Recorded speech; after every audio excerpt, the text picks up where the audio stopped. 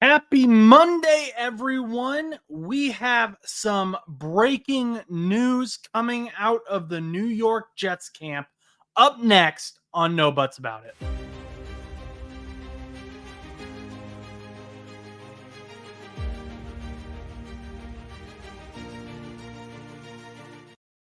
All right. Thanks for stopping by. I'm Josh Butts. This is No Buts About It. And today we're talking about the New York Jets edge, Haason Reddick, who has just announced that he is requesting a trade.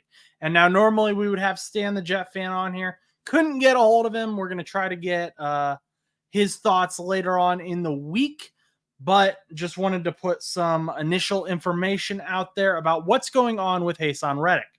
So, if you haven't been following along, Haason Reddick was traded from the Philadelphia Eagles to the New York Jets this past offseason. And the Jets sent a conditional 2026 third round pick to the Eagles in exchange for Reddick, who, if he passed his physical, which he did, and he played a certain amount of snaps, that would become I believe, second round pick in 2026. However, that's clearly not going to happen because the season hasn't even started yet, and Reddick's already requesting a trade. Not only that, Reddick hasn't even shown up to training camp. Reddick has been getting fined $50,000 for every day of training camp that he has missed, and he has accrued over $1 million in unwaiverable fines. That's a lot of money, even for an NFL player. So, how did we get here? What is this situation? What started this? Well, Reddick is on the final year of his contract. He gets $14 million in the final year of his contract. That's not all guaranteed. However, there were reports that Joe Douglas, the Jets GM, did offer to rework his contract to make the final year of his contract mostly guaranteed, if not completely guaranteed. And Reddick turned that down. It is reported that Reddick wants $25 million a year on average. Now, where would that put him? So let's compare him to other outside linebackers who are also edge rushers. Joshua Hines Allen makes $28.25 million a year on average. He's kind of that same pay range. And then the other guy who also makes about that same amount is Brian Burns, who is now with the New York Giants. So that's kind of where Reddick sees himself.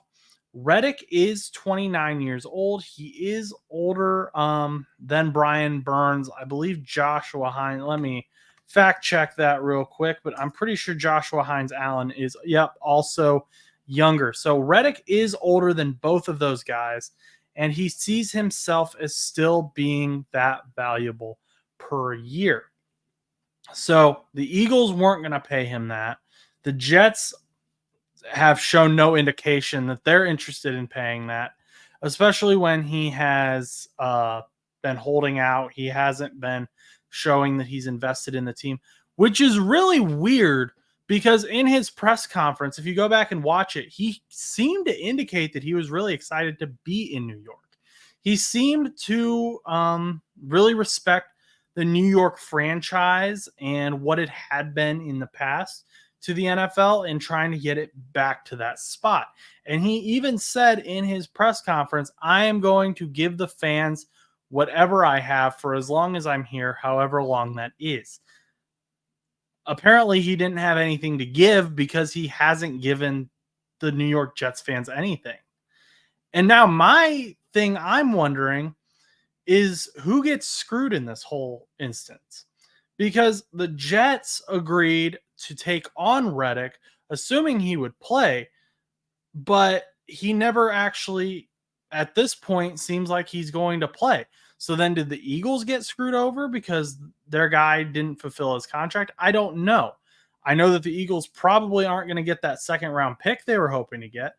And the other thing is the Eagles just wanted him out of there as well. I don't know that the Jets are going to be able to trade Reddick. The reason he was traded in the first place was because the Eagles didn't want to pay him. And there's rumors in the Eagles organization that Reddick was sack chasing. Now you may be thinking, hey, He's an edge rusher. That's what they do. They're supposed to chase sacks. You can't chase sacks when you're doing it outside of the scheme. If that's not your job in the defensive scheme on that play and you abandon it, then you're leaving someone else out to dry. You're leading your teammate out to dry. And that's not good. That hurts the defense as a whole. And that could be part of the problem we saw with the Eagles last year in the chemistry in their breakdown at the end of the season. Overall, this is just a super, super weird saga, I guess, in the Jets offseason.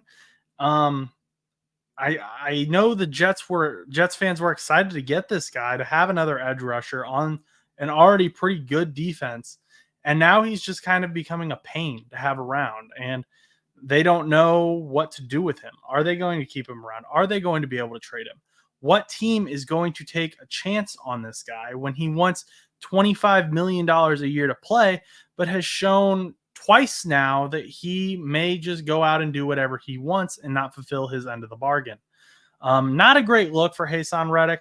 We'll see what happens. Again, we're going to get Stan the Jet fans' opinion later on in the week, but just hopping on here. Let me know your initial thoughts. Do you think another team should trade for Haason Reddick?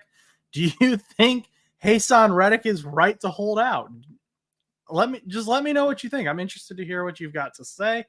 Thanks for stopping by. I appreciate it. I appreciate all the new subscribers who have stopped by as well. It's been crazy. That Muma video blew up overnight, and I appreciate all of you. If you're not subscribed yet, though, please consider subscribing. I really appreciate it, and it really helps us out as a channel. But until next time, I'm Josh Butts. This is No Butts About It, and go do something nice for someone.